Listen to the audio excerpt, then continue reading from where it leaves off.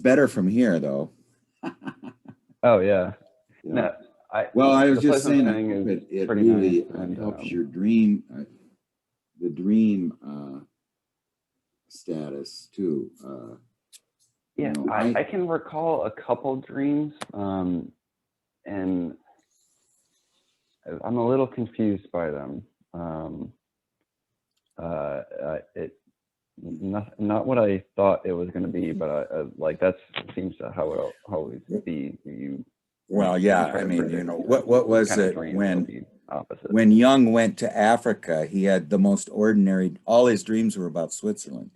You know, and you know, I'd started analysis with this woman in Switzerland, and I started doing cranial sacral therapy, and I thought my dreams had changed. And I had this dream last night. I was telling my wife, all of these I'm out walking with the dogs, and I'm just complimenting on how nice you guys are about cars. You don't ever run out in front of cars, and you know, you're just very safe around cars, you know. And then suddenly I see this black ominous car coming down the road way too fast, and I start going, slow down, slow down, and it runs over all the dogs. Oh wow. You know, that's really something. well, yeah. What I think it was saying is, you know, there's nothing wrong with your instinctive life, buddy. It's fine. It's adapting to civilization, and it's part of nature. It's you're running down your dogs, you know. But anyway, it's that will be something interesting to talk about with someone. But anyway, you know, if I do this right, I mean, we're going to really find the secret of the book, the Puer Aeturnus, today. It is just, I mean, she was really, she's got a couple more lectures on the Little Prince, which is amazing because we're done with the book. She's just going to amplify it. But, you know, she'll take a short fairy tale and write 150 pages on it, you know, but every line, this whole thing is so dense, you know, but there, you can't leave anything out because it's, just so important. But at where we left off last, and we're going to take it up now. So we want to understand, why does the self suffer? Why does Exupéry, why was his reaction to the Little Prince leaving fatal? You know, we're going to get some, why is he worried about this, not putting straps on the muzzle of the sheep? You know, a lot of that stuff. Okay, so anyway, we just left off. And by the way, Anoop, I think it is, or I'm sure that's just, but if you want to put your email in the chat. Oh, hi, Anoop. Yeah, hi, nice to see you here. Yeah, you're welcome. Yeah, you're muted, I think. Can you unmute yourself? Yeah, I'm Anoop. I'm from New Delhi, India. Oh, fabulous. Yeah, I came across this concept of pure Aeturnus this month, and I could relate it to a lot to it, and so that's why I've joined this. Well, I'm so glad you're here. I'm really glad you're here. I'm going to turn it over to Gary in about an hour, and to lead discussion, and maybe at that time, you know, Gary, you can ask Anoop a little bit about himself. And yeah, but welcome very much. I'm glad you're here.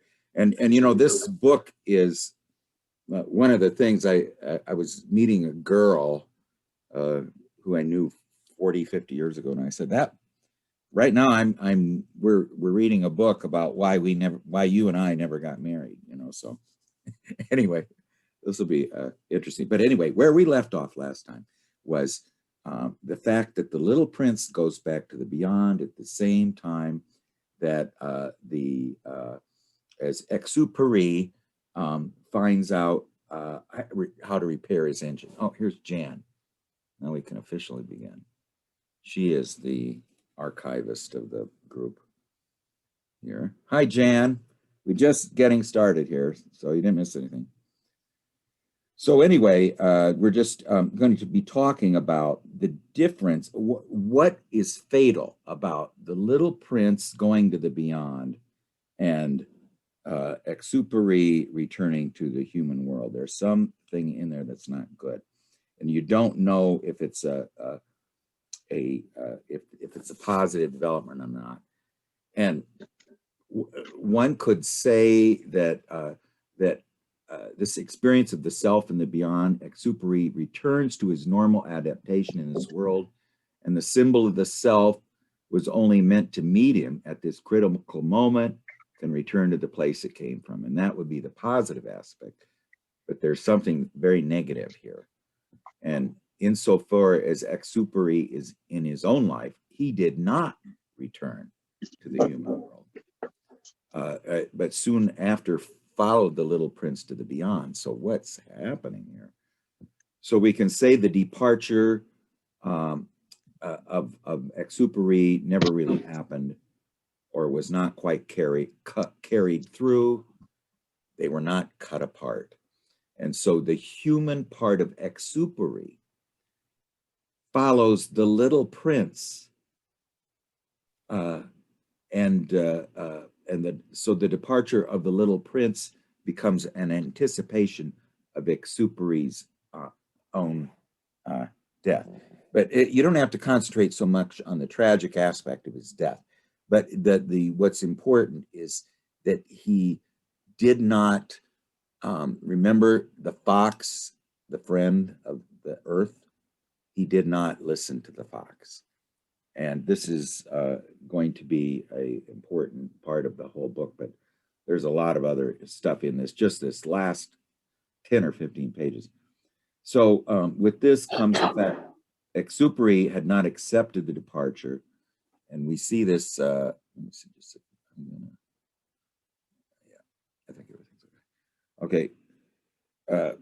Exupéry did not accept the departure of the Little Prince, and that you can see that from him saying this little sentimental thing. If a little man appears who laughs and has golden hair and refuses to answer questions, you will know who he is, and if this should happen, please comfort me.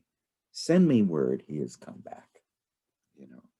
Now this kind of reminded me, Tim, of your dream where you tell the crazy woman when she's going to the institution, will you write?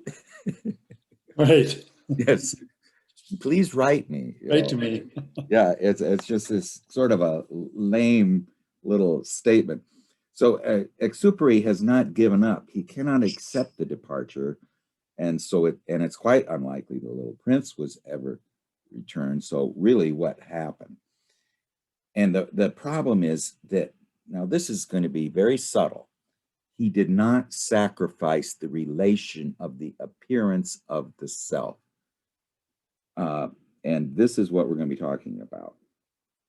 If you don't sacrifice the experience, and we'll talk about what that means after having had it.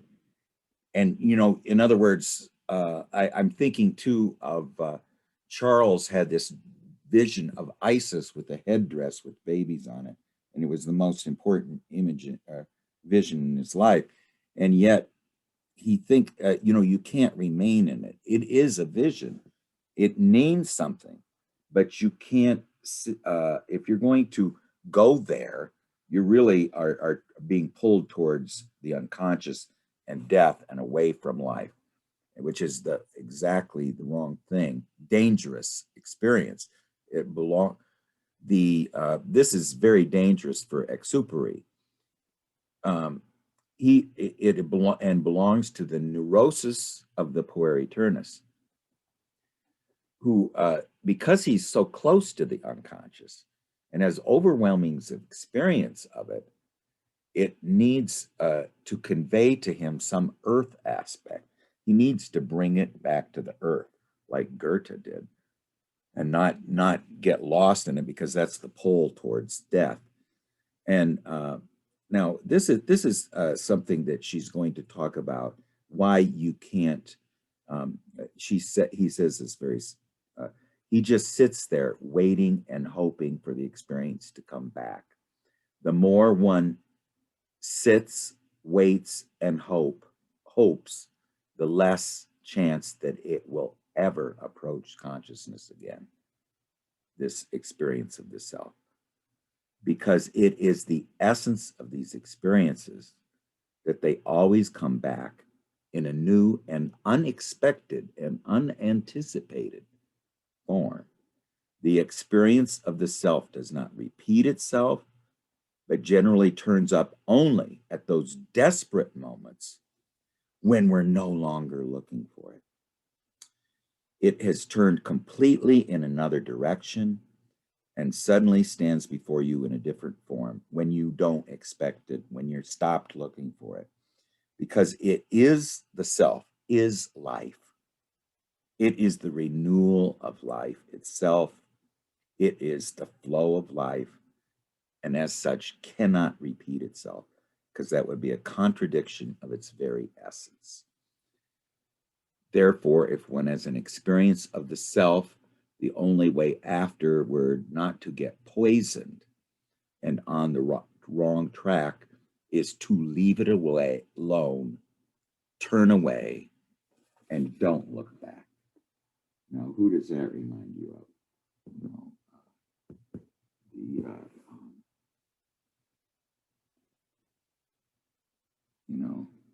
This is Lot's wife. She is poisoned by the fact that she turns back and looks for it. And on that waiting aspect, you have several. I mean, it reminds me of a lot of the existential writers like Camus and Samuel Beckett, and this is Waiting for Godot.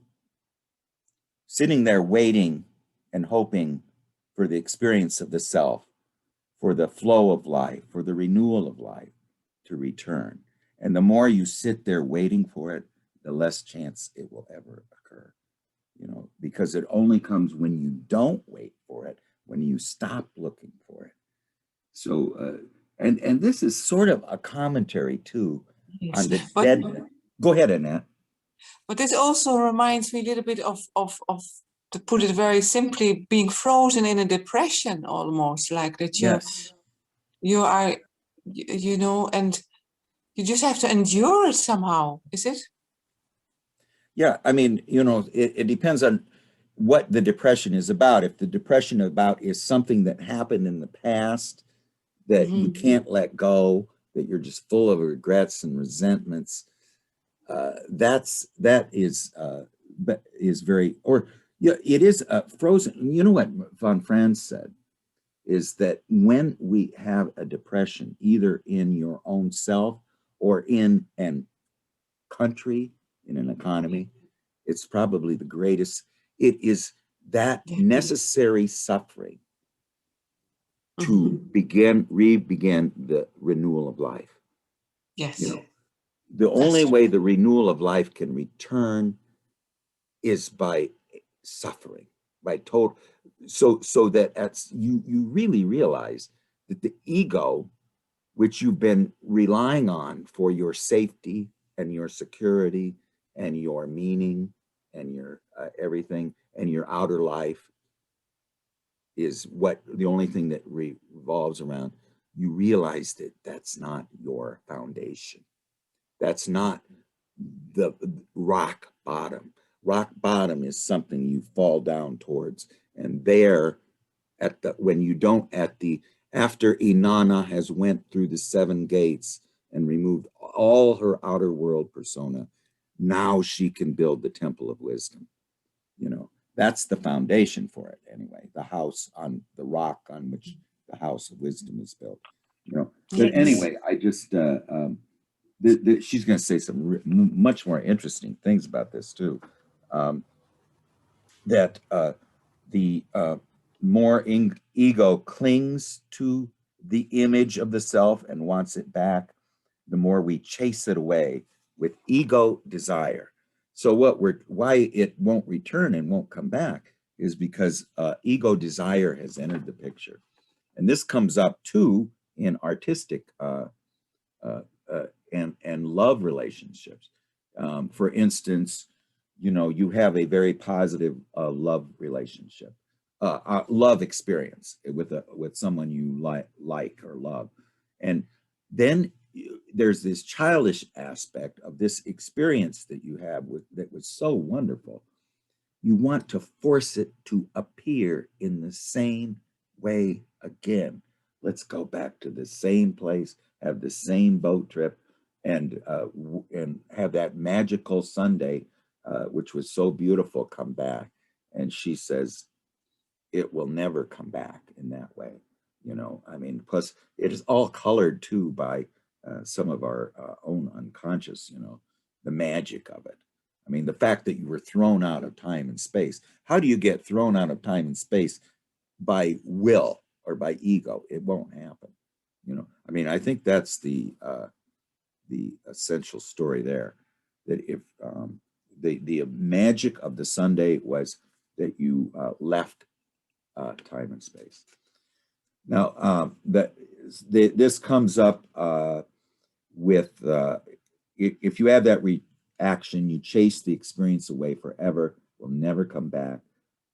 The more you long for it, the more you seek it.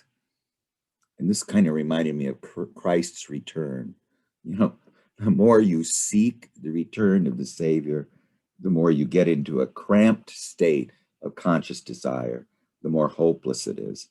The same thing applies to artists who have this magical experience of being outside of time and space in some work that they produce, and it's outstandingly beautiful, and it achieves admiration everywhere, and so they want to repeat it. You know, either not even in the visual arts, say it's a poem or anything. So they try to do a second, third, or fourth draft of it, and it isn't quite the same, you know, as this certain one that became the masterpiece. You know, they're all technically proficient, great to look at, you know. I mean, what was it? Van Gogh did a one painting a day every day for 2,000 days or something like that, you know. So they were sort of mixed. Now, this often appears with young people who are very artistic and very admired, who go sterile. And what happens is ego, greed comes in to the situation. So now do you see the things that she's talking about? Ego, greed comes in to the situation of the renewal of life, of the return of life, of the flow of life, which is the essence of the experience of the self. And that does not happen through the willfulness of ego. It can happen only, usually it happens when we most naively do not expect it. So anyway, the only way is to turn away, not look back, but exupery does. He says, tell me, send me word that he's come back, as though he was constantly hoping to capture the experience, but it's fatal. Now she's going to talk about a little bit here about the wounded healer, because and that kind of finishes that section. The self does not return. You know, when will the kingdom of the Father come? That's what the disciples asked Jesus in the Gospel of Thomas. It will not come by expectation or by waiting for it. Men will not say, see here, see there. You know, the problem is our eyes are not in the right focus to see eternity now. And how it comes back requires a change of focus. So anyway, the snake bit the little prince on the heel, which was very symbolic, because there was many other savior gods who were wounded in the feet. You know, Achilles, Philoctetes, you know, the one who stood on I had a picture of him last time, stood on Hercules' grave. he was the only one who knew where it was not supposed to tell. And even when his foot stepped on it, he became wounded. And then there was also Asclepius, Chiron, and also Hermes or Mercury, you know, has winged feet. So there's something wrong with his feet. They don't walk very well on the earth, you know. So the idea here is that one needs to be wounded in order to become a healer. Now, this is that the only through entering life and accepting its suffering can we become human, you know. This is, so now we're going to talk about medicine men and shamans, but we really are talking about accepting suffering here. Okay, and he just is going to give she gives the explanation of how someone often becomes a medicine man or a shaman. Nobody becomes either one or the other without first being wounded, either cut open by the initiator. And, you know, Tim was telling us about some of those initiations last time, or having certain magical stones inserted into his body, or having a spear thrown at them or something. Generally, the experiences have this sense of ecstasy. Stars or ghost-like demons hit you or cut you open, but always the healer has to be pierced or cut apart before he can become a healer, you know. And this is really interesting. Well, I'm not going to give away just a second. I'll tell you later. For this is how they acquire the capacity for healing others, by overcoming suffering that they suffer. So first they have to be cut open, then they have to heal from it themselves, then they can heal the other person, you know. And so she talks about in circumpolar regions, they say the difference between the ordinary person who suffers and the healer is the healer finds the creative way to overcome and get out of his trouble himself. Now, this is the idea we're going to get into, that the problem with Exupéry is he did not want to accept this suffering. And if he had, like Goethe, and brought it back to the earth and lived his creativity, it would have been, he might have handled it. And, you know, Eliade tells the story, Mircea Eliade, or whatever his name is, tells the story of a reindeer, the greatest reindeer hunter ever. But he started to get sick and had to stay in the tent. And he soon discovered that the way to cure himself was to play a drum like a shaman, and his disease disappeared. So by drumming, calling ghosts, and making cures, the reindeer hunter was healed. But once he's cured, he has had enough of being a shaman and wants to go back to reindeer hunting. But the illness comes right back. And so in the end, he sulkily has to put away his weapons and become a healer, since it's the only way to keep himself fit. Now, this is going to show that what happened was his ego way is rejected by the unconscious and makes him sick. So unless he finds the way of the internal destiny for himself, he will be sick.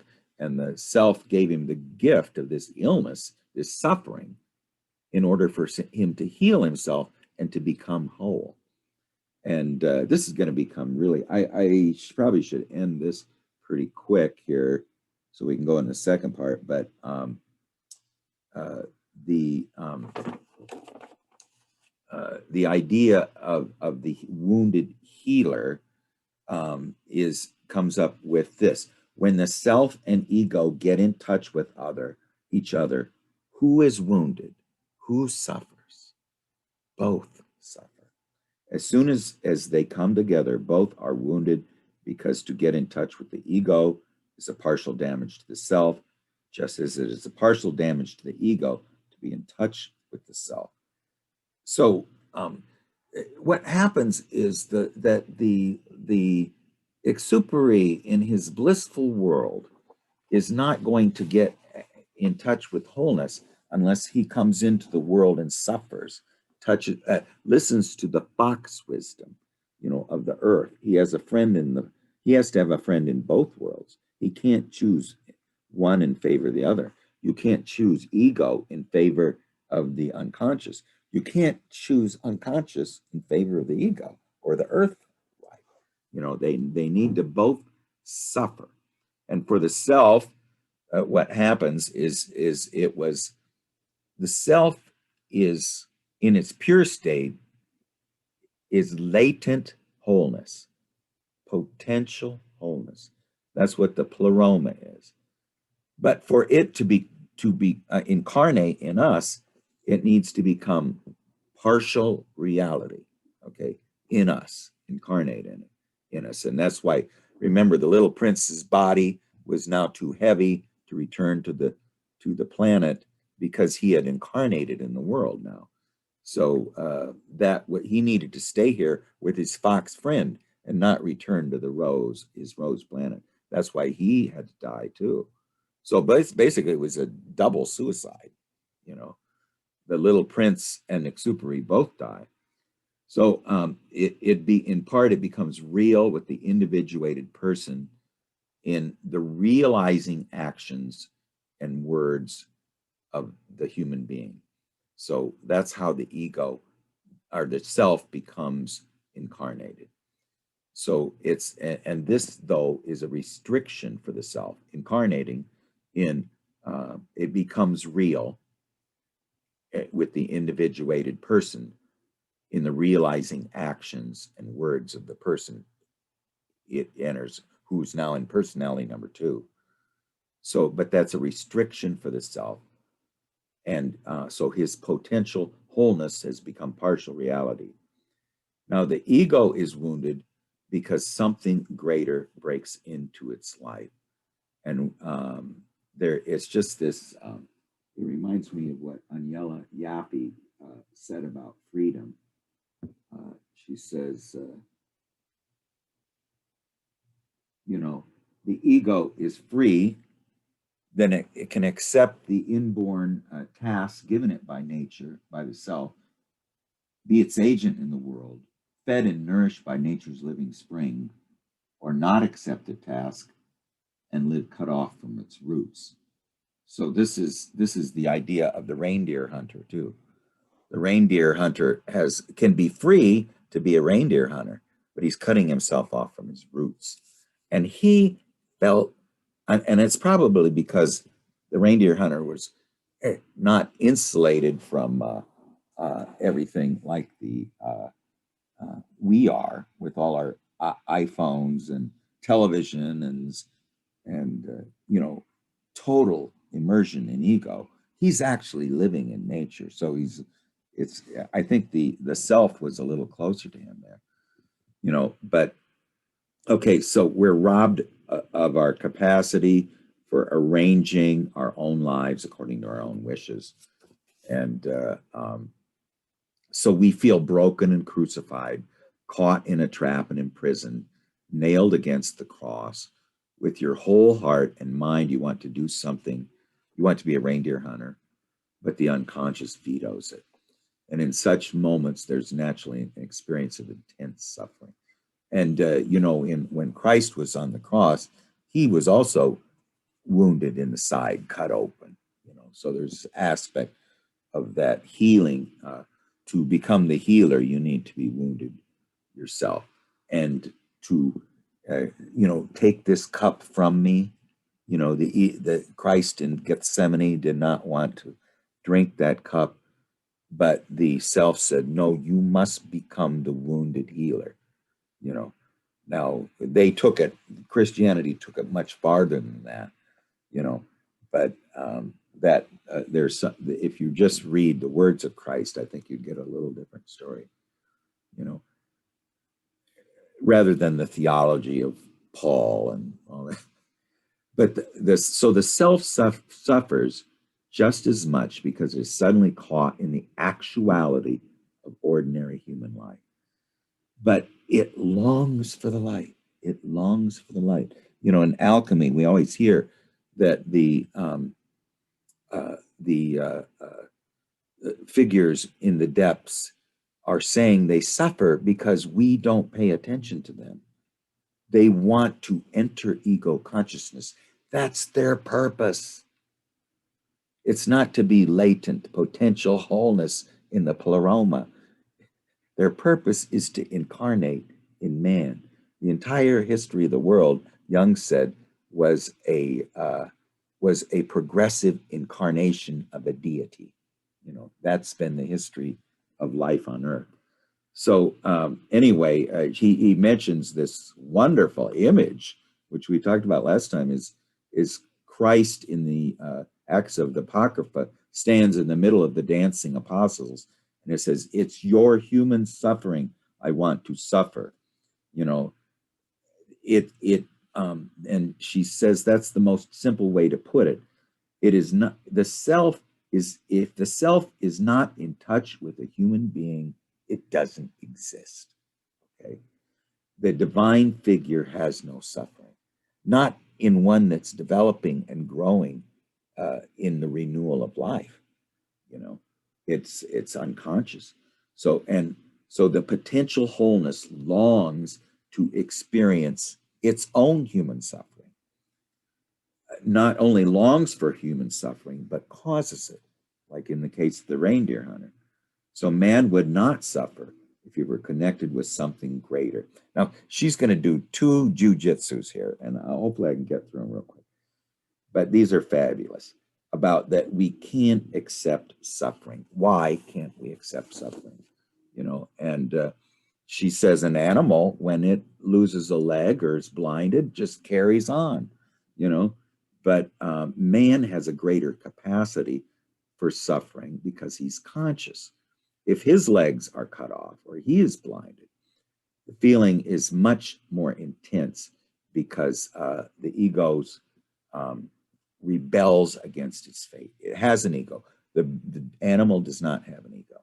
Okay, and so if you have a person who's meet a person who's had a horrible fate, there's this terrific revolt or rebellion within them, and they say, "I cannot accept it. I cannot.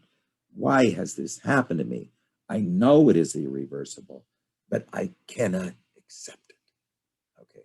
Now, what's the answer to that statement? Because it's totally true. You know, we can't accept it. Now, the animal doesn't show any of this kind of suffering.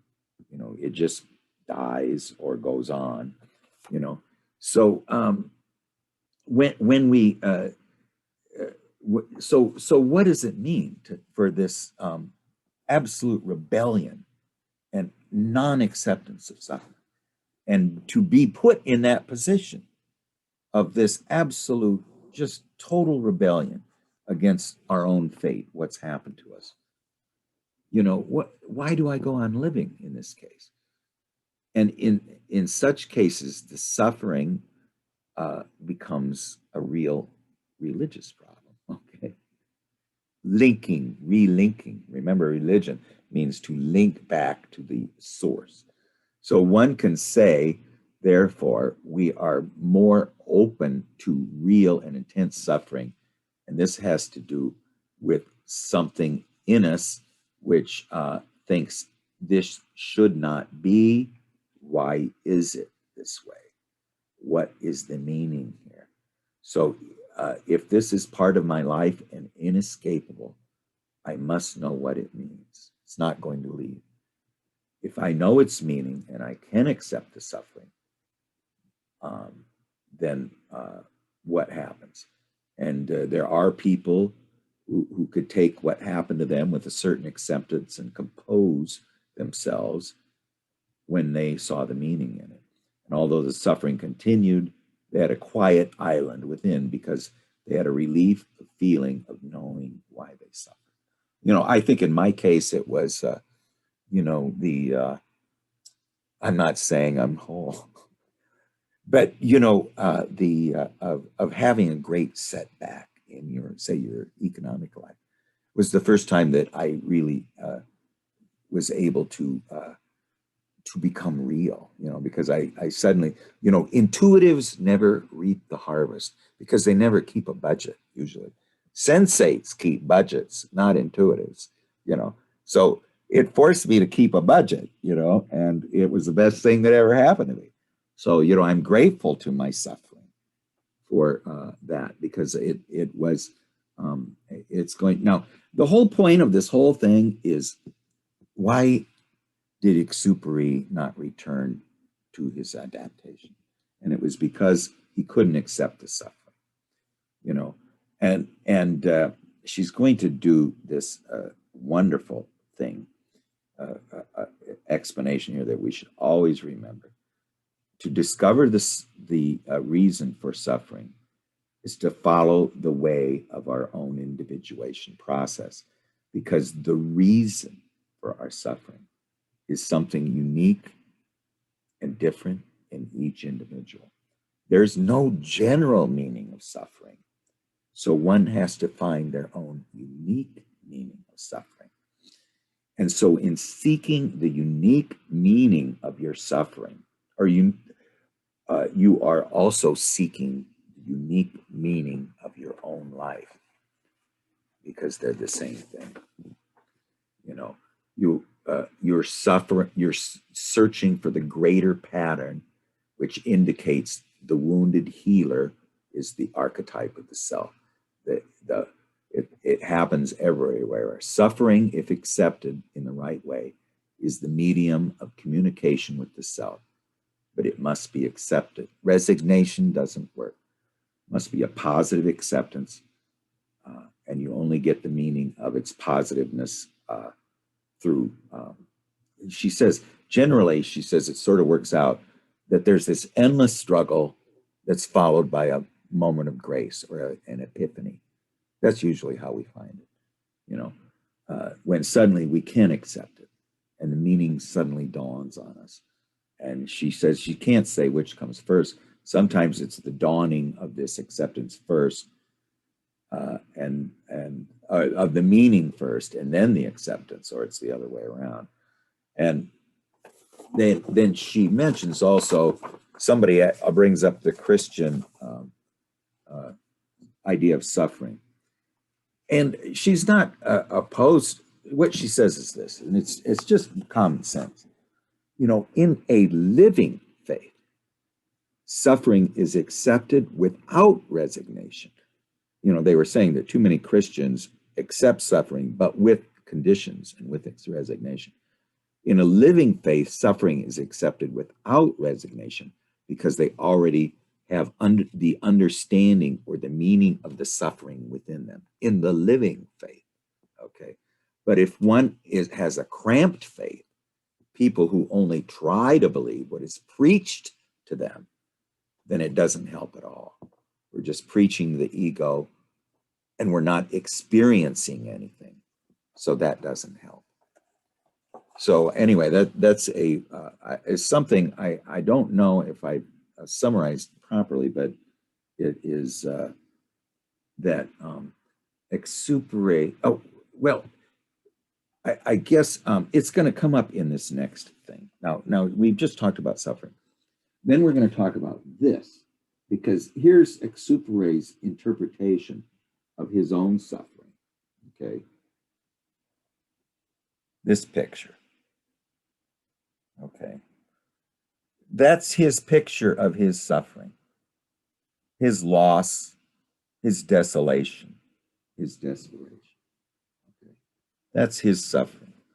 And she wants to know what's missing here in that picture. Let's leave him up there for a second. What's missing in that picture?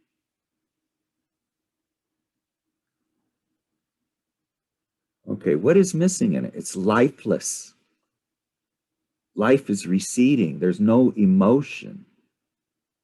The participation in life is receding, feeling, experiencing. And from what is it receding? You know, He knew how to draw really good pictures. There was the urgent picture, the baobab trees, drawn much better, more color. This picture of the loneliness after the departure of the little prince, the tragedy of his death, shows just 2 sand dunes and a star. And the little prince returned to that star, and the picture supposedly of the loneliness and lifelessness that is left. But there's something bad about it, something ominous. The God has left. There's no life, no renewal of life. Nothing is growing here. And it's so what she says is this. Here's what's objectionable about it. It's a poor and inadequate drawing of disappointment and loneliness. The desert contains no feeling. So if you were to make a picture of being deserted by the gods, it should be much more vivid, you know. But it'd be a wide plain. It's nothingness, the sad coldness of the sky, with only one star looking down on the earth with its cold light. Paintings of being lost, of despair, where you can feel all the lostness, despair and emptiness, because you don't hear. It doesn't hit you because there's no color. Why not at least make it all gray? If it'd been a sad gray, you may have got the feeling of it. And make the sky appear as a vast cold orb, so it chills you to look at the picture, the loss of the god. It's just dead. It's not even a disappointment. It doesn't even express sadness. It doesn't even express sadness, she says. The description is childish. Please send me word. You know, like a postcard, or you know, report it to the police. There's a missing person, you know. And it's just a poor expression of a greedy child who wants his toy back, you know. So there's, she says, it's a very weak goodbye to this God, to this this inner divinity. He says, imagine appealing to the world instead.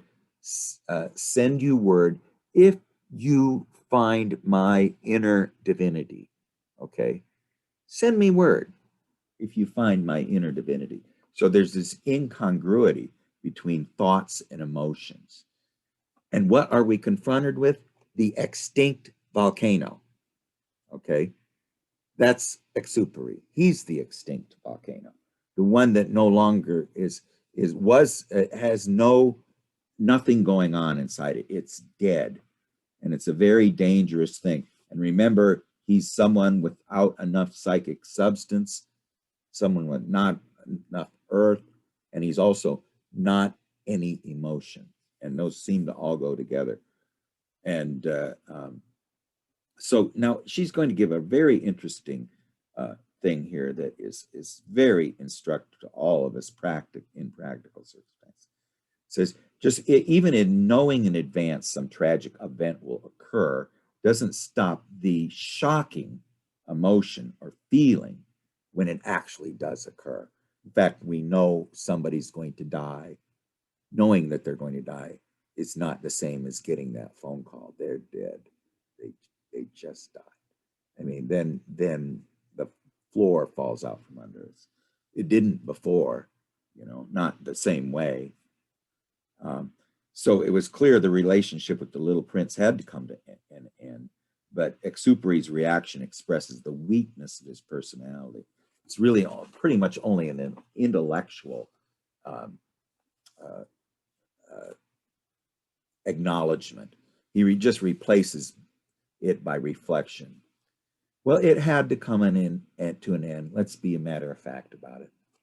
You know, I had a cousin one time when his brother died. You know, I go to his funeral and my father gives him a, you know, consolation. He was this type of person, you know, and he says, well, let's be honest, you know, he never had a job. He was kind of a, you know, a bum, but, you know, he was still a human being, you know, and his brother. So it just says something is wrong. If you can write off an experience because reason tells you to, that is an intellectual argument but it's also abnormal and morbid. Normal people also have reason and intellect, but they are sad just the same. Exupery is not sad. So feeling also has its point. It has its rights. It has its reason for being. So the lack of intensity or feeling in this painting is, well, it says for the constant awareness, here's exupery and most Puer's problem, this constant awareness of the transitory nature of existence, preparing for the end before it occurs, is typical of the Puer. Meets a girl, but anticipates, oh, this isn't going to work out. So he doesn't give himself wholeheartedly the experience. So it doesn't work out, you know? So he doesn't allow for the unreasonable human side of life to unfold, because he's always preparing for a retreat, because he knows that in the end there will be disappointment, you know, and that shows a lack of generosity to the experience of life. And she says that, you know, the disappointment doesn't exclude the other. I'm going to try to get this all in here, so I'm going to skip a little bit. But, she says that, a double attitude is always required. One, that of knowing how things are likely to turn out, okay? But two, that of giving oneself completely with utter devotion to the experience all the same, even though we know it's not going to turn out right. You know, this sort of reminds me of I don't know if you guys, Joseph Campbell always has this thing about Arjuna, the chief warrior of the Pandavas, asked Krishna to be his charioteer, but he goes through the battle lines and sees all his friends and relatives and everything are all going to die. And he says, better I should die here than to start this battle, precipitate this battle. And Krishna asks him, whence comes this ignoble cowardice? It's not befitting a warrior. And Krishna recites the wonderful phrase of the transcendent, which is the battle cry of Gita, of the Bhagavad Gita. That which no sword can touch, rain does not wet. The eternal is not touched by your sword, but processes of history are underway, and it is your duty to participate. So Krishna gives Arjuna the wonderful clue to the performance of action as yoga, as devotion. It is the yoga of war, the yoga to perform your duty without fear or desire of the results, with utter devotion and with total wholeheartedness. So what is the basic principle of action? You get interested in the results, you're going to get through, you go off center and your performance suffers. You just throw yourself into it, and this is often how, a person who goes into battle thinking that they're saying, I'm not going to survive this, does much better than someone says, ooh, I might die, like that. I mean, you don't want to die or something, but that doesn't allow you to, the double attitude is required, that of knowing how things are likely to turn out, and that of giving oneself with utter devotion and enthusiasm to the experience all the same, no matter how sad it is. Otherwise, there is no life. Reason organizes it ahead of time so that one can be protected against this suffering.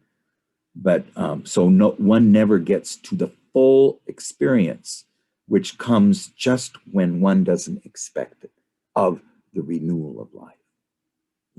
The other one is the one of waiting for Godot. In that case, reason and consciousness have taken too much away from life. It's exactly what the Puer Aeturnus does all the time, does not want to give himself and tries to block it off by organizing, all kinds of means of escape, which is his disease. And, she mentions too, if you, or some of the participants mentioned, let's look at some other paintings of you know, of the loss of the god. You know, this one is by Goya. You know, it's called The Drowning Dog, but it's pretty much like Earth. This was his last painting, by the way, which was painted when right before he died. I mean, I think he died while he was painting it, you know. But compare that to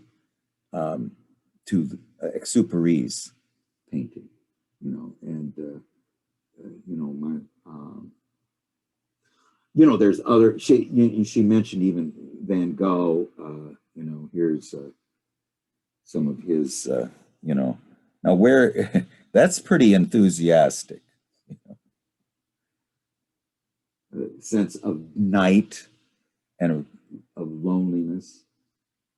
You know, there's a little bit more in it. I mean, yeah, you know, of course, I come from Norway, and or not me, but you know, there is, you know, Edvard Munch used to paint a lot of people on the docks who seemed troubled.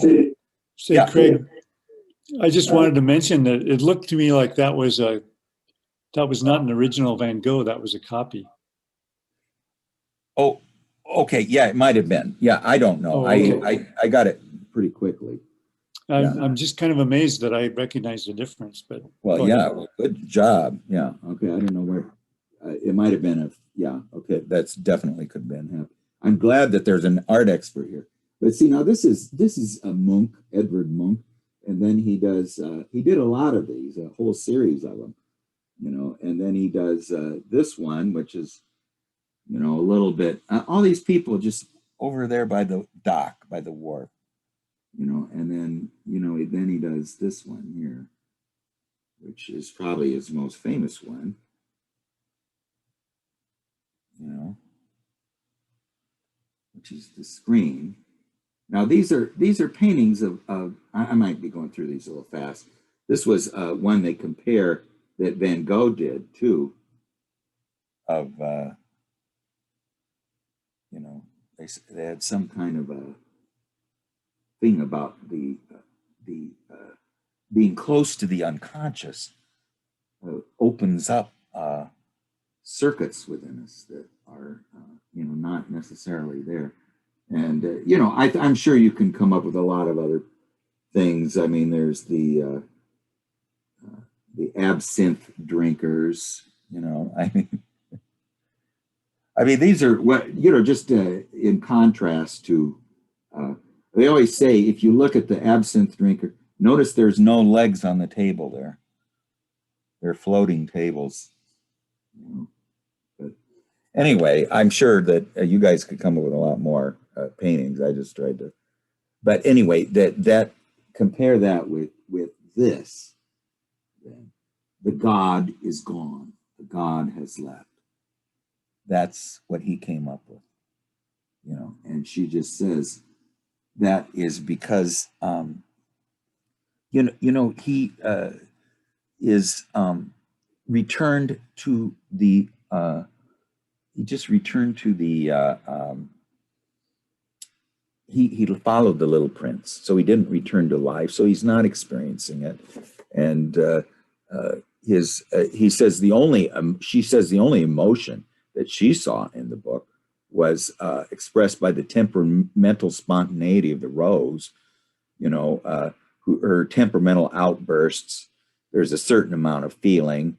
She is fully into what she's doing. When she boasts thoroughly. When she's haughty, she's thoroughly haughty. You know, it's just this totality of expression, throwing yourself into it, like Krishna tells Arjuna to do, that you must participate in history, you know, and that he says there's historic forces at work that so that your sword will not touch what your sword touches, you know. So now we just got a few minutes left, but I just wanted to mention this beautiful ending she has to the why he forgot to draw the strap on the muzzle for the sheep, and it tortures him. It's one of these little mistakes which causes the deadly accident on the airfield. You hit the sheep, and here you forgot the strap for the muzzle, so the sheep can't wear it. So the sheep will eat the rose, and he's very worried about this because he has no way of finding out if the little prince figured it out. So he's afraid the rose was going to eat. Now, the sheep would eat the rose. So now let's talk about the rose and the sheep real quick here. Psychologically, as a mandala, the rose is the nucleus of the process of individuation. And in the book, the terrible thing is the rose may be destroyed on the other side in the beyond by the sheep, okay? Now, on Earth, sheep are not negative, you know. The Puer Aeturnus needs collective adaptation. He needs to go into the military, you know, and learn. He needs to enter collective life on Earth, adapt to it anyway. I mean, that was what he was supposed to do when he left, you know, fixed his plane engine, but didn't. So there is a tragic mechanism in here that if one is too extreme in one's refusal to participate in the suffering, to adapt to life, to realize those two things that you need to realize, you know, one is how it will turn out, and two, don't worry how it's going to turn out. Participate in fully anyway. And since he refused to do number two, what happened was that the sheep, the collective attitude, are going into the, not on Earth, but they're going into the beyond, and they're going to eat the rose mandala of individuation within exupery. Now, what is this collective aspect? And the collective aspect is that he is a, after he did this, there's no difference between him and the little prince. He is now occupying or becoming the archetype of the youthful God, the youthful dying God, you know. And so that is, he's really occupying this attitude of. Yes, can I ask something? Yes. It reminds me also so much about all these famous people who fall victim to their own fame. You know, they become their idol, like so many tragic stars. You know, they become this kind of, as if he didn't have a separation between the little prince and himself. He didn't have a persona. You know, like all these people, Superman and all these people who did not have a separate life apart from their created creation, and then they fall victim to it. Do you know what I mean?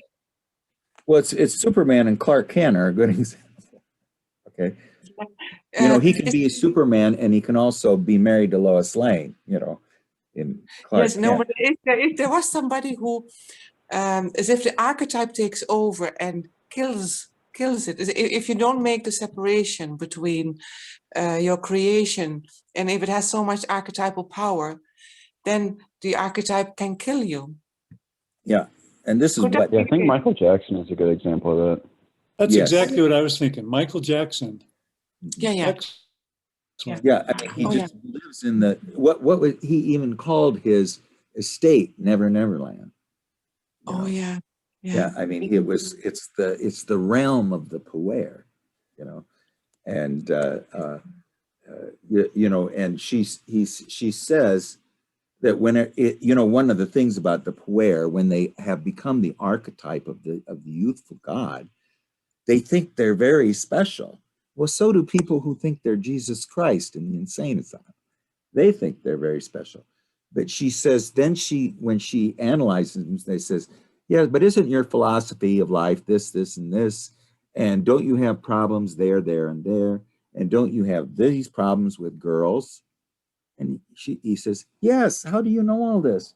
You know, and she says, because he's living an archetype. So he's not being an individualist because he's not doing what Goethe did, return to the fox friend, the fox on the earth. You know, it's a one, you know, I'm thinking of two things. One is, you know, in Jung's when he was doing his visionary work, and they were so intense. I mean, he wasn't asking for some of these to come. He'd have 2 hours where he'd just sit there with visions pulling in his head, thought he was going a little crazy. But what he would do is what Annette just said. He says, I live on 228 Seestrasse. You know, I have 5 children. I am married and have a wife, you know. And I mean, he was trying to connect with the earthly aspect of himself, so that he was like Goethe and his fox friend. Goethe's a Puer Aeturnus, but he brings it back. Plus the fact that he is not afraid to enter. For instance, one of the problems Puer have with women is they always experience disappointment. So they come into it saying, you know, they're bracing themselves for rejection, you know, and that everybody notices you're not in this very wholeheartedly. You're bracing yourself for rejection. So they reject them, you know, and so they say, see, I did get rejected, you know, and so there's that aspect. I had another one I was thinking of too. I can't remember what it was, but anyway, let me just see if we missed anything. But I guess the point is, let's just sum up the point, is that, and I don't know if I expressed this exactly right, but Exupéry had the attitude where he had decided in favor of the little prince, just like the little prince decided in favor of the rose instead of the earth. And he knows that he made a deadly mistake. What was the deadly mistake? Didn't put the strap on the muzzle. The collective aspect is going to consume the rose of his own individuation. Now, what is the collective aspect? It's not the sheep. It is the archetype of the youthful dying God. That collective aspect in him, which is represented by the sheep, is going to consume his only chance for individuality, which is his anima, his rose, and his mandala of individuation. And what was the deadly mistake? Again, he says it's just those little things. I didn't put the strap on the muzzle. So the collective from earth that he needed to enter and neglected to enter. And through, you know, she says that drawing is the way of creating on the Little Prince's world. He draws the sheep, he draws the box, he draws the muzzle, but he forgets to put the strap on the muzzle. So he has released the sheep aspect into the outer world, into his inner world, which needs to be this wholly unique way of adapting to our own suffering, like the reindeer hunter did. You know, any shaman or medicine man who finds his, they say the difference between the ordinary sufferer and the shaman is the shaman finds his own unique way out of the suffering. How does he find it? He finds the meaning in it, you know, and he's not afraid to enter it. Well, anyway, I am going to turn it over to Gary, basically for some discussion from everybody. Gary, maybe if you can get a little comment from everybody, but Gary's going to kind of moderate the discussion.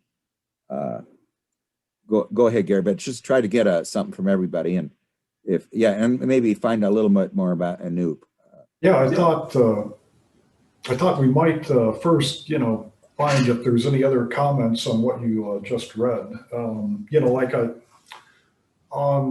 for example, on the self and finding the self and not being able to repeat the experiences.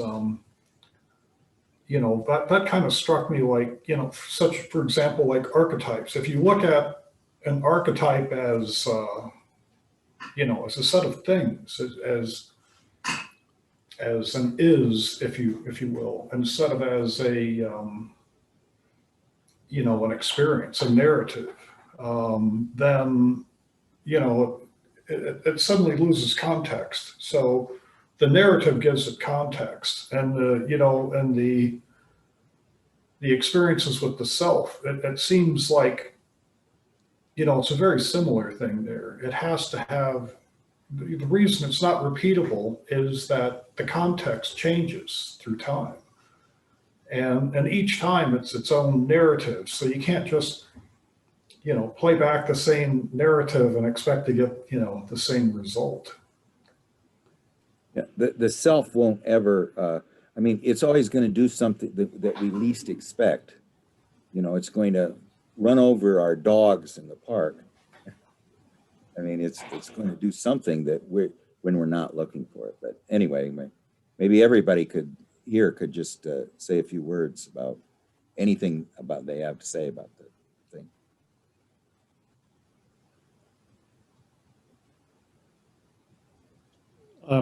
The part that talking about giving yourself utterly to the experience is really resonating to me, because right now I'm facing a opportunity that is dangerous and exciting at the same time. And in the art world, everything is dangerous. You can't enter into it without putting yourself really at risk. And so this is just really resonating to me. How much of this or how much of my reticence is a refusal to enter utterly into the experience, and how much of it is just, regular plebeian caution because you don't want to do anything stupid. And it's a really interesting teeter-totter here, because in a way you can live a perfectly reasonable life and never really engage, because you're doing sort of the practical, reasonable thing. And so there's a way in which jumping in foolishly into an experience is really the wiser path, because you are really giving yourself utterly to it. So I'm going to be chewing on that the next few days. Okay. Yeah. Annette, did you have any comments? Or? Sorry, no, thank you. I'm okay. Thank you. Okay. How about you, Charles? Oh, I guess, I don't know. All I can really say is I got a lot out of this session, and I kind of had a moment where I realized that I don't know, it's hard to put into words. I could tell that there was something that I had never fully got over, because I couldn't really accept it. And I just happened to realize that was because I just noticed that I was not able to be thankful for it ever happening. And I want to hang on to it, even though it's well in the past. But if I could at least be thankful for it, then maybe I could stop clinging to it so much and move on. Well, I think you're going to make a good start on tomorrow, don't you think? Monday? Is that when you're starting? Yeah. I mean, we're not like working tomorrow. It's just orientation, but apparently this is going to be a very intense job, and I have not worked at a restaurant that even has half the regular volume of this place. It's like 2,800 people a day, and they're only open for from 11 to 5. Well, yeah. They do like $40,000 in business a day on average. Well, hopefully you suffer. That's what we. Yeah. But you need Yeah, to I think, endure it anyway, just like right. like Tim has to endure his. Miles, do you have any comments? Just Miles and Anoop and Carlos. Hi. Yeah, this is one I will have to start from the very beginning and listen to again. One of the things that struck me is going into Wikipedia and reading about Saint-Exupéry. His father died when he was just a little boy, and that made the family a lot poorer. They were aristocrats, but poor aristocrats. And then his beloved brother dies at age 15 in his presence. I think they're maybe at some boarding school. And then another curious thing I'm fascinated to learn is that it says that, during the outbreak of World War II, where he was in France fighting against the Nazis, when the French caved into the Nazis, he managed to get away to North America, and he resided briefly. The Saint-Exupéry's resided, that was with his wife, the Salvadoran Consuela de Saint-Exupéry. They resided in Quebec City, Canada for several weeks, where I'm in Canada for everybody watching this, for several weeks during the late spring of 1942, during which time they met a precocious 8-year-old boy with blonde curly hair, Thomas, the son of the philosopher Charles de Koninck, with whom the Saint-Exupéry's resided. And he was giving lectures there for just a brief period of time. Now, he made such an impression in that brief time that in Quebec City, there's now a plaque dedicated to him on the home where he resided for those brief few weeks.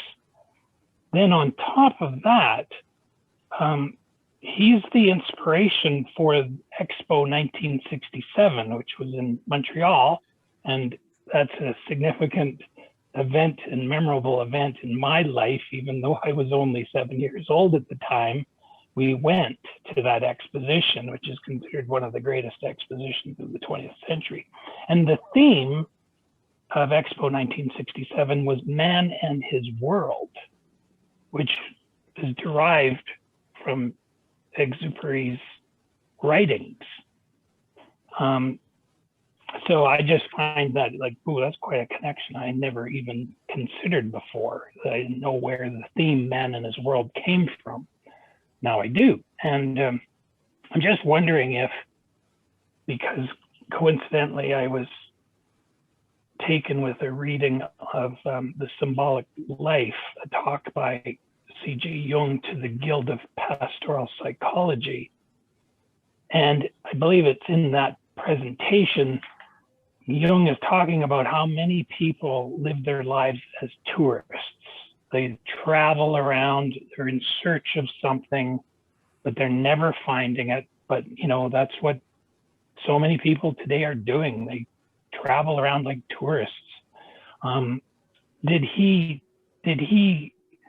sort of think about, well, maybe that's what I've been too much. I've been this person trying to find something. I've traveled the world and, heroically, like, wow, the risks that he took. Yet still, in a sense, this tourist that's looking for something. So I don't know, I do have something here. Maybe I won't read it, but just to maybe start with it. This is from Carl Jung's writing, and it starts, I once had a talk with the master of ceremonies of a tribe of Pueblo Indians, and he told me something very interesting.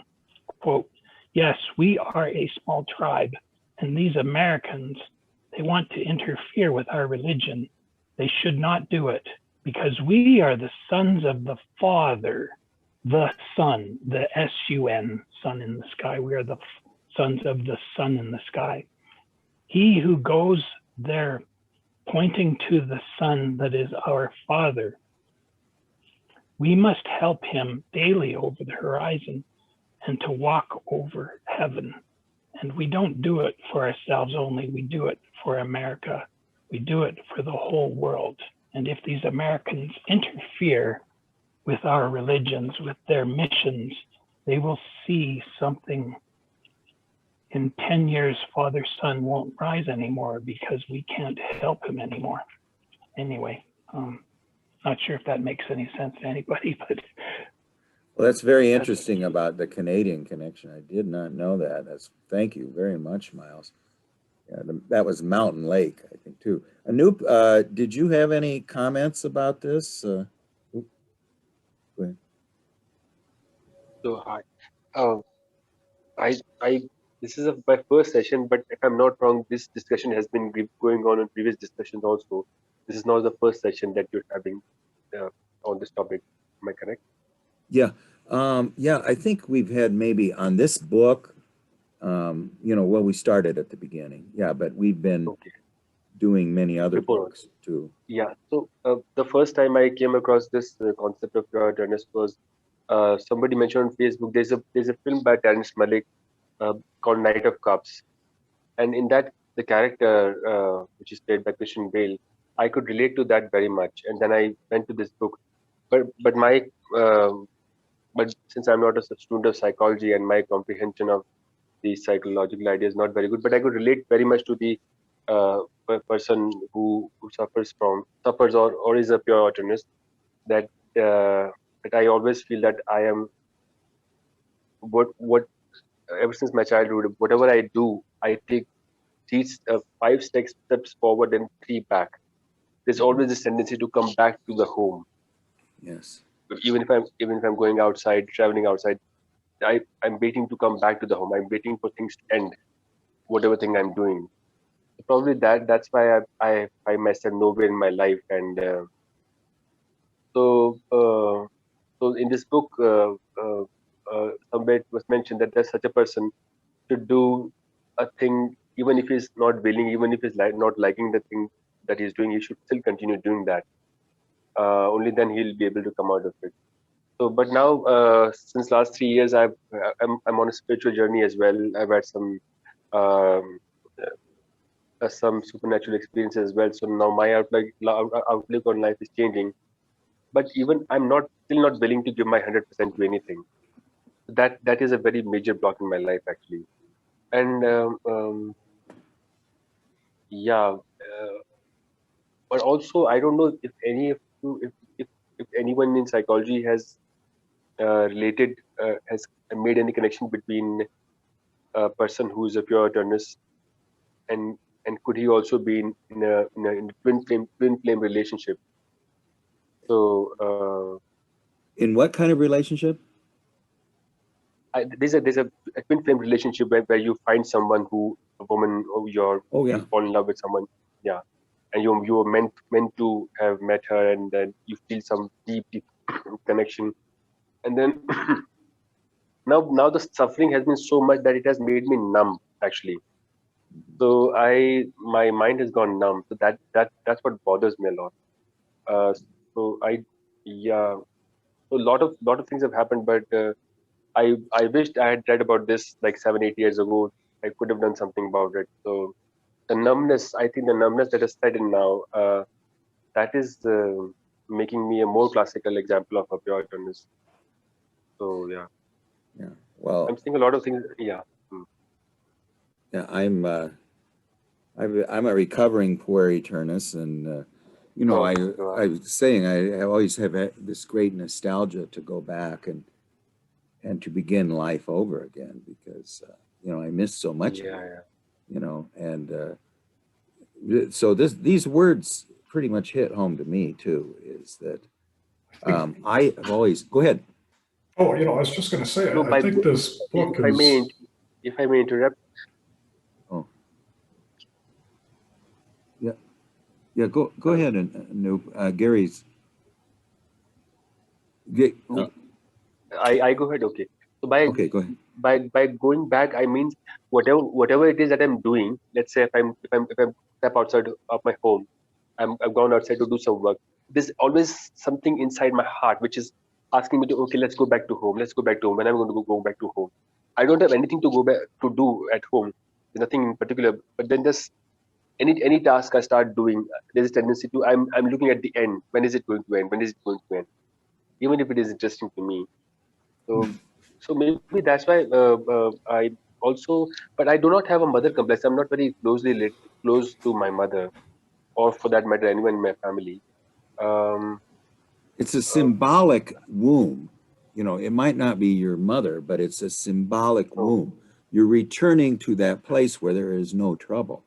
This place has trouble. I don't want to experience this suffering. So I'm going to go back to the blissful place where there is no trouble at home. And it doesn't even have to be a real home. It could be a, just this oasis. To me, it's the womb. I'm going to go back into the womb there in that place that is insulated from time and trouble. I don't have any trouble. But that's a typical Puer. They always have all kinds of avenues of escape. Where can I flee to, if this gets too much, instead of saying, throwing themselves into it. And there's no turning back. I can't go back. The only way I go is forward. Yeah. Gary, so did you? I'm a big escapist. No. Gary, what were you going to say?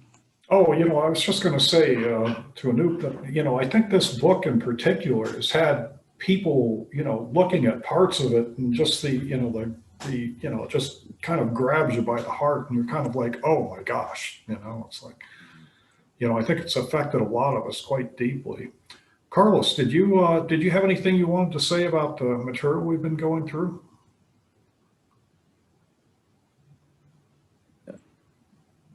Are you there, Carlos? Yeah. No. Okay. Carlos said no. Okay, so it's all yours. And Anoop, I just say put your email, if you haven't already, in the chat. I have in the okay, chat. great. I have And I'll mail you a text of the group. Okay, go right ahead then, Gary. Okay, Jan, I assume you don't have anything, but if you do, jump right in. Okay, so what we were going to do with this session, and this may go over to the next one as well, is I kind of wanted to do a roundtable and find out people's practices for what they are doing to get close to the self. So I don't know. I know Craig always has these amazing practices. No, Craig doesn't want to. Does anyone else want to begin? Do you want to begin? Hear somebody else.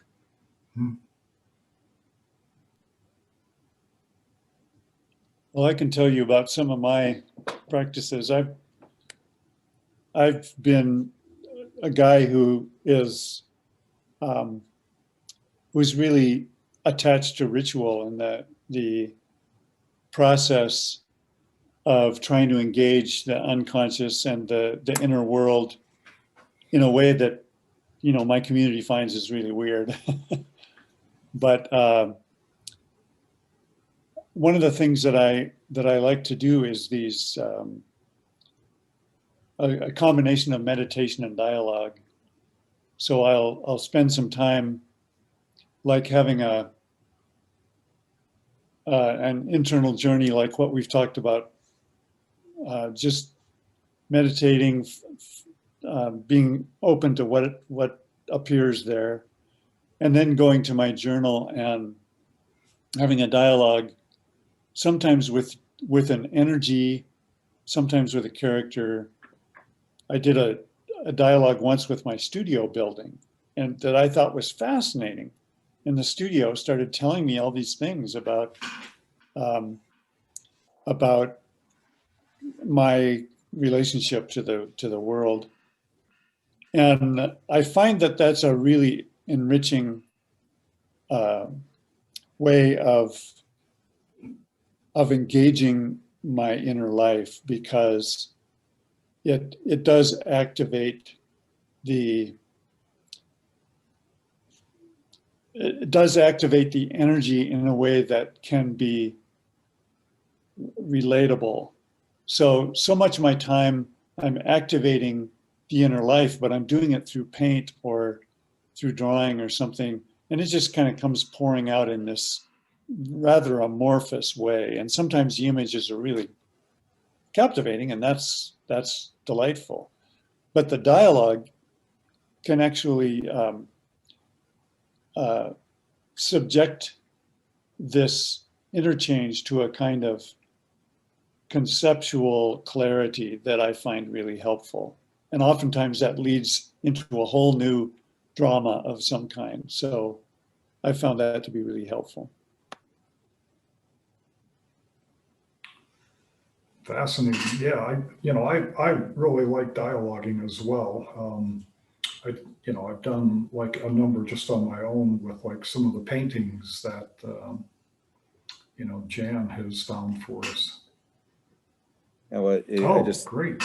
Well, this is from Rulandus's lexicon of, here's the alchemical definition of meditation. The name of an internal talk with one person who is invisible, as in the invocation, invoking, calling the deity, or communion with oneself or one's good angel, and it's, that is wonderful, especially, Tim, the other voice is not you, it's your ego. What, Annette, you wanted to tell us about your practices? Okay, yes. It's a little bit similar to Tim. I also love rituals, and it's more like, I feel them more like a prayer. And I usually use a fire ritual, which I've learned from my friends. And it relates to the inner fire then, of course. And by offering a prayer, and sometimes I make little things, and you just throw it into the fire, and the wish, but also the wish to let go of it. And then to watch the fire, how the fire answers. If it becomes a very high fire, or if it's, if it's very low or something, sometimes I have to restart it again, and so on. And then afterwards, sometimes I go just into painting or sketching, and whatever inner dialogue comes. And I do find it helpful sometimes to share, mostly with Cormac. And he comes then up with whatever comes up in him, And that's about it. And then usually a trail of synchronicities happen then. And then that's usually what I try to follow. I feel sometimes like a detective, as if I'm looking for all these signs, and when that happens, when that happens. An augury, like the broken tortoise shell or whatever, Oh, sorry. Yeah. Okay. They taught us this in rock reading, in shamanic. They look at each side of the 4 sides of the rock and try to find 2 things. Then they ask each one a question. And they say, you ask each one the same question. Actually, you say, like if you say a tree, and let's say your problem is, I don't know. Let's just say, what's the problem? Well, mine was emaciated dogs. Okay. What does tree have to say about emaciated dogs? And then tree says something. And then, what is the other would be like the moon landscape.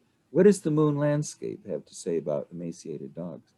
And then you say, what do those 2 have to say about emaciated dogs? Then you go through all 4 sides, and then the rock speaks about what emaciated dogs mean. So beautiful. Yeah. My wife did what you were describing too. Her analyst told her to do it when her first or second husband, I'm her third, had formally divorced her. Suddenly she lost her health insurance, and at the time she couldn't get any replacement, and she was really worried about it. And that he told her to write a message on a rock. Well, we finally got it to her, but she still hated the insurance companies. He said, write a message on the rock and then throw it into the river, you know. Oh, and, yeah. yeah. And so she wrote on it, F you, insurance companies. And she felt, I feel so much better. Anyway. Yeah.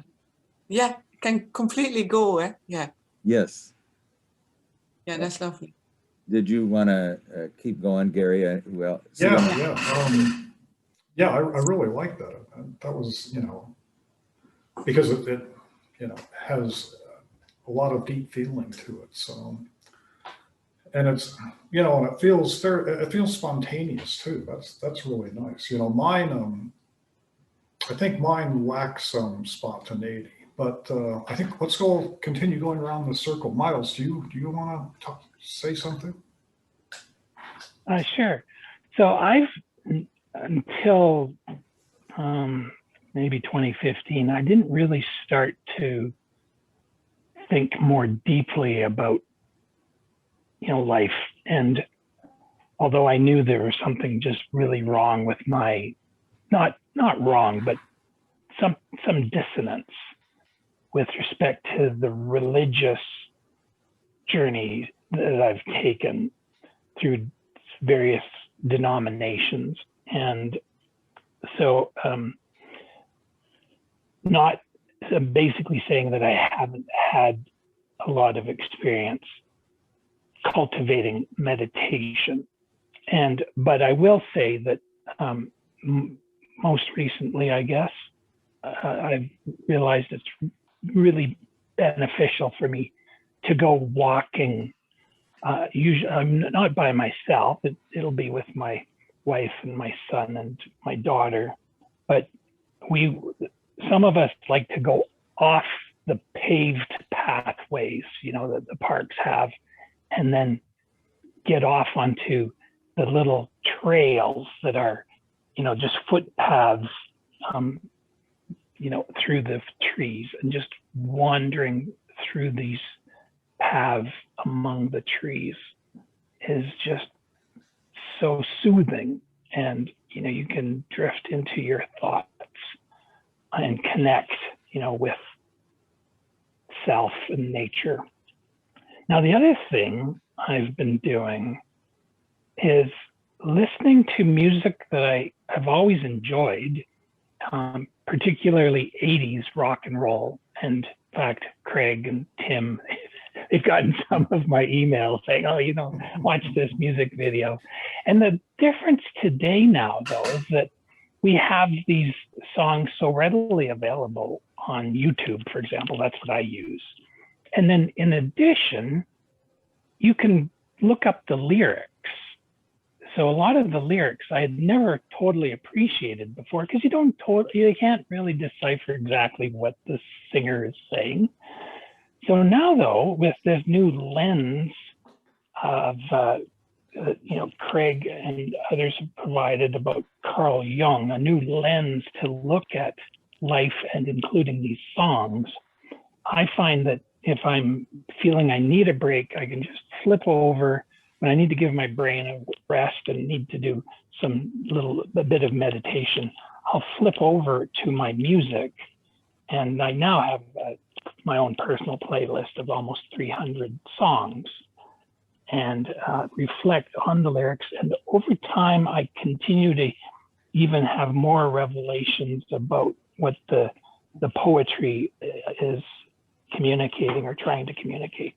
So those are a couple of my practices. Nice. Anoop, did you have anything on this?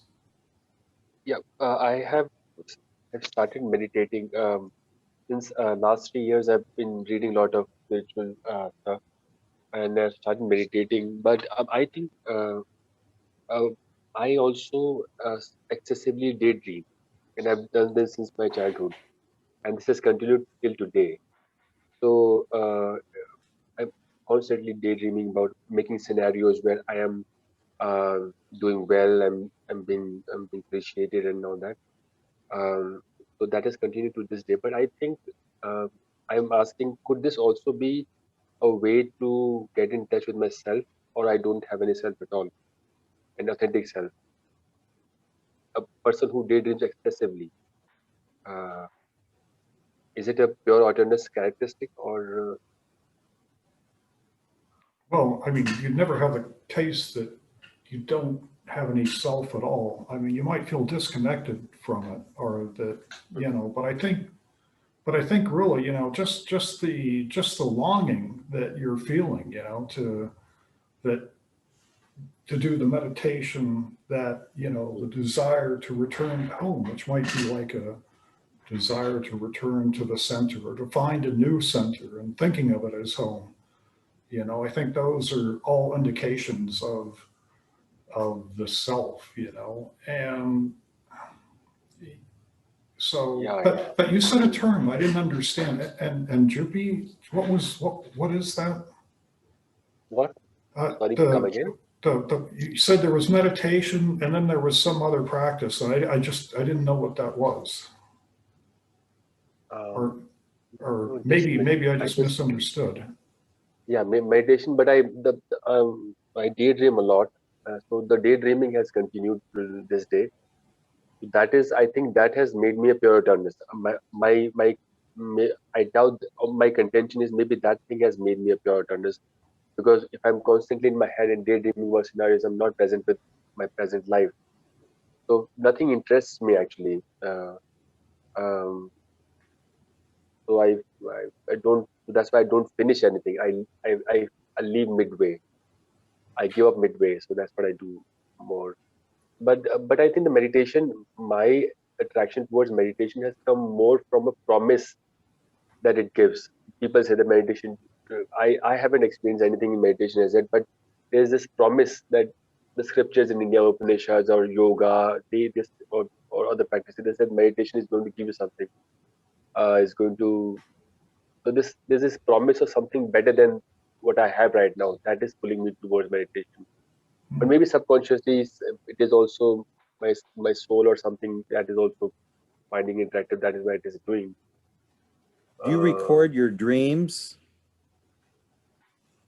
I don't, but since this year I've been having very vivid dreams, and I have this doubt that maybe I'm going to experience one of these dreams in the future in reality. What happened once, because one of my dreams came true. Um, so I was practicing. I was doing a somatic practice with one of my teachers, and I desired something that to happen. And I saw in a dream that this was going to happen with. I was working with 3 teachers, and then I saw a dream that thing is going to come to me with this particular future. And 2 years later, it happened with that guy, with that teacher. And in dream, I've experienced levitating, that I'm rising. So I'm not say I'm dreaming, but I'm half awake, half asleep, and my body is rising. So these dreams I've experienced, and I felt also supernatural experience, like I was half asleep, half awake, and I felt something stabbed on my mattress, my bed, and touched me from behind, and then something started, a sort of current started going through my spine. So my belief in the other world is increasing day by day, but I'm not doing anything about it. I don't know why. I think I'm very lucky to have these experiences, but I'm still not doing anything about it. So earlier I used to think that I'm simply lazy, but I think I'm not simply lazy. Something in me that is my basic nature to not do anything, perhaps. You know, So I was telling my wife this morning, you know what the other world is? Yeah. It is the acorn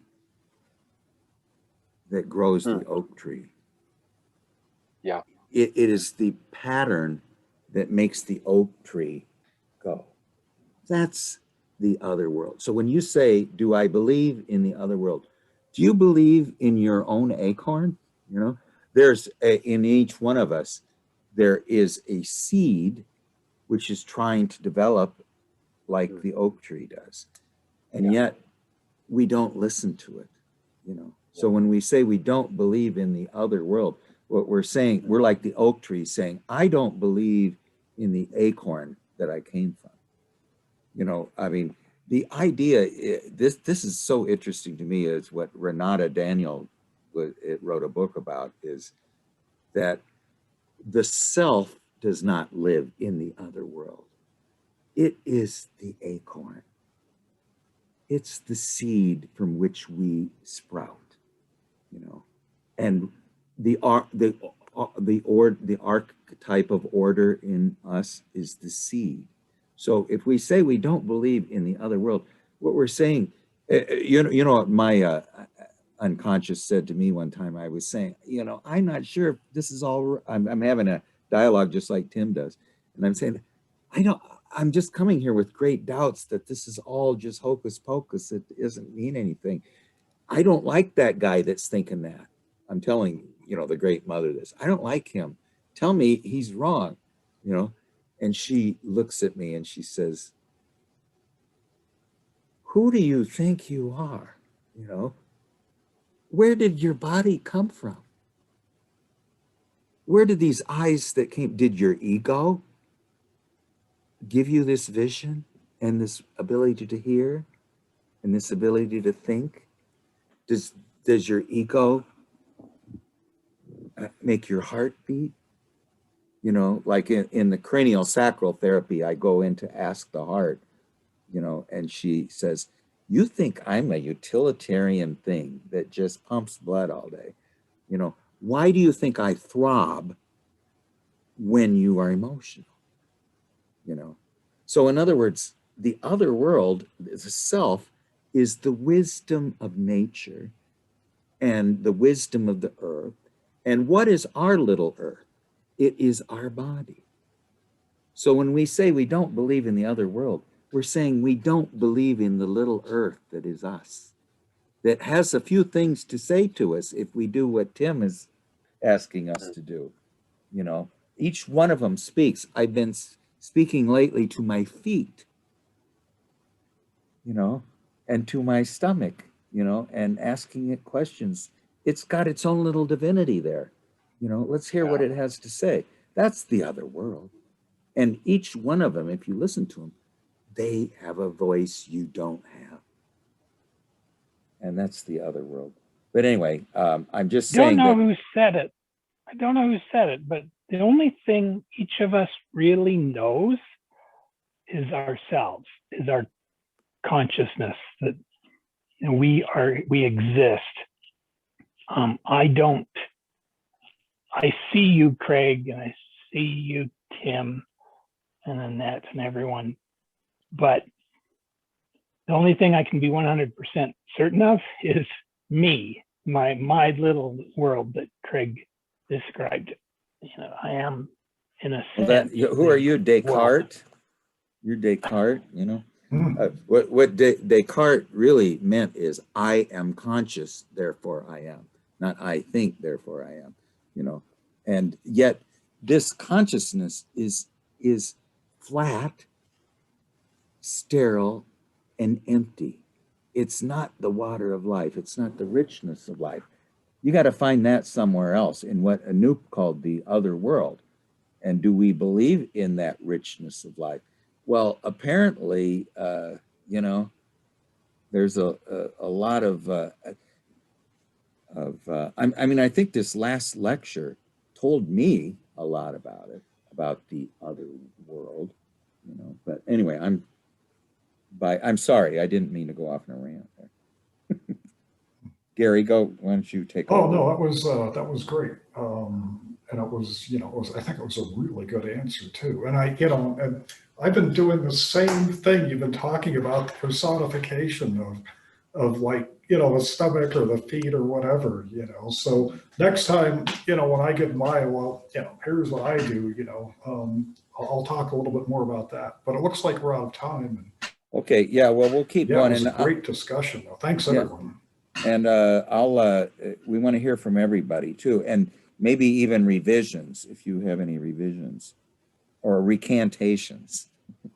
Well, anyway, we'll start on lecture 6 next time, even though I don't want to give up lecture 5, but we'll maybe do a quick review of it. And Anoop, I was just going to say, if you want to send me a dream or two, I'll kind of show you what I mean, and I'll just give you a quick little thing. But they tell you a lot about who the side of you don't know. I mean, Tim, don't you think that in your dream series you found out a lot about the you didn't know.